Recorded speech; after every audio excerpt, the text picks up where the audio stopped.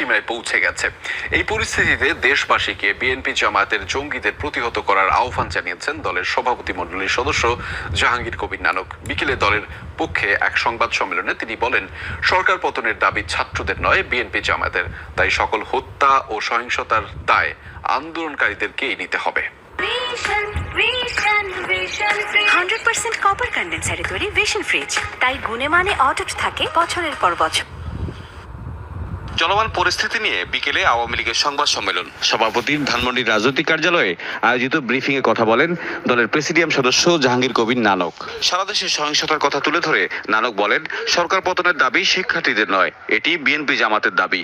এর সাথে শিক্ষার্থীদের দাবির কোনো মিল নেই। ধৈর্যের শেষ সীমা পর্যন্ত আমরা পৌঁছে গিয়েছি। ধৈর্য সহনশীলতা মানে দুর্বলতা নয়। আমরা এই জঙ্গি গোষ্ঠীকে প্রতিরোধ করার জন্য আমরা দেশবাসীর কাছে উদাত্ত আহ্বান জানাচ্ছি।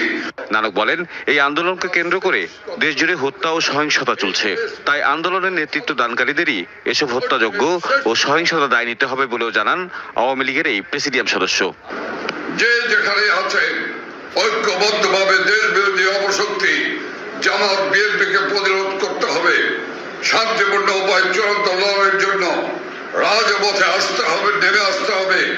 আমাদের শেষ রক্তবিন্দু থাকতে সন্ত্রাস ও নৈরাজ্য সৃষ্টিকারীদের আস্ফালন আমরা সহ্য করব না। এদিকে রাজধানীর খামারবাড়িতে কৃষিবিদ পরিষদ ও কৃষিবিদ ইনস্টিটিউশনের যৌথ উদ্যোগে হয় শান্তি সমাবেশ ও মিছিল।